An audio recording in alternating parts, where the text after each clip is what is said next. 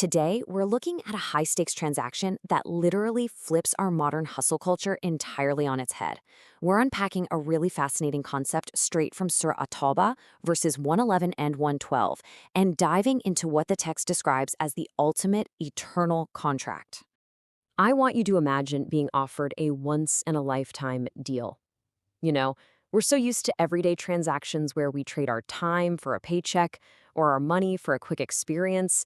But the deal outlined in this ancient text, it asks the reader to trade something completely temporary for something that lasts forever. And just to be perfectly clear, we aren't talking about some volatile crypto investment, a super competitive university scholarship, or a risky business venture. The deal we're exploring here is framed as being 100% guaranteed.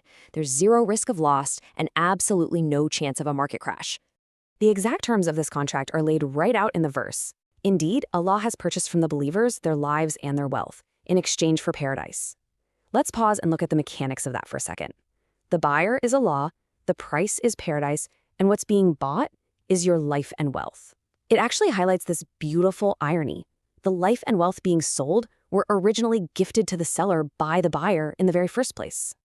So the absolutely crucial point here is that your return on investment is paradise. It's a 100% guarantee of success. The framework suggests you're essentially returning what was borrowed, and in exchange, you get a massive upgrade. It completely breaks standard economic logic, which honestly makes it so intriguing. To put this into a more relatable perspective, think of it kind of like this. Imagine someone gives you a brand new top-of-the-line laptop totally for free. Then, a few years later, that same person comes back and says, hey, if you give that laptop back to me right now, I'll give you a massive mansion in return. That's exactly the scale of the comparison the text is making. A temporary, fleeting life exchanged for an eternal reward. Section 1. The Blueprint. 9 Qualities of the Believer. But who exactly qualifies for this incredible transaction? Let's break down the 9 qualities outlined in verse 112. The very first trait listed isn't perfection. Actually, it's repentance. The text fully acknowledges that we're flawed. We all make mistakes and fall short. So the defining trait of a believer here is that they always return. Think of it like deleting malware from your phone so it doesn't crash. Repentance is essentially the heart's cleaning system. No matter how far off track you get, the door to return is always open. Next up, we have the worshipers. And what's really interesting here is how the text expands the definition of worship way beyond just formal prayer. It includes everyday sincere actions, earning a halal income, teaching others, studying honestly, or honestly just helping out your parents. Those are all considered active forms of worship. Every single sincere action becomes part of that contract. The third quality belongs to the praisers. We live in a world that constantly reminds us of what we don't have, right? But the text describes this profound gratitude that shifts your focus completely to the blessings you already hold. Things like your eyesight, health, family, and just the ability to breathe. This is a mindset taught centuries ago that is practically identical to what modern positive psychology tells us today.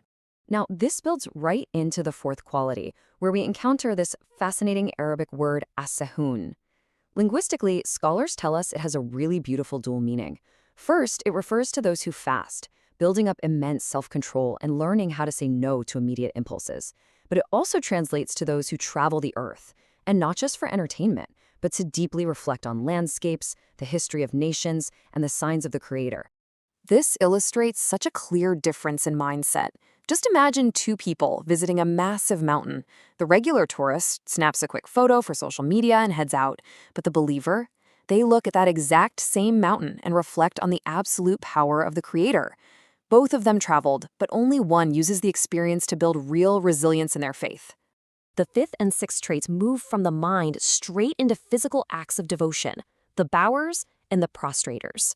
Look at society today. People are constantly bowing to peer pressure, trends, money, or celebrity status.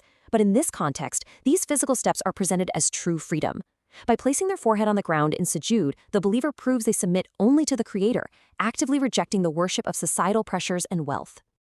The 7th and 8th qualities are where this internal faith becomes external action. You see, a believer doesn't just keep goodness isolated in their own little bubble. They balance their social responsibility by actively encouraging good, sharing beneficial knowledge, offering kind words, while also preventing evil by standing firm against oppression, cheating, and injustice. The 9th and final trait in this blueprint is protecting Allah's limits. This is really the ultimate test of integrity. It's the profound understanding that just because you can do something doesn't mean you should. It means stopping at the haram and obeying the halal, even when absolutely nobody else is around to watch you. Section 2. The earthly ROI, ancient wisdom meets modern science. So how do these 9 qualities translate into benefits right now, outside of the afterlife? While we honor this contract for the eternal reward, it's honestly amazing to look at how modern science backs this up. These specific traits actively optimize our minds and bodies today. Repentance visibly lowers emotional burden and guilt.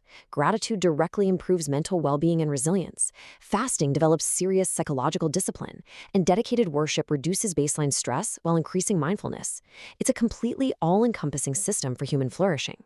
After laying out this brilliant 9-part blueprint, the verse concludes with a final promise, and give glad tidings to the believers. Allah concludes this majestic contract with an assurance of an eternal happiness, one that never fades, for anyone willing to uphold their end of the deal. So, as you go about your day, reflecting on your own struggles and ambitions, you have to ask yourself a pretty provocative question.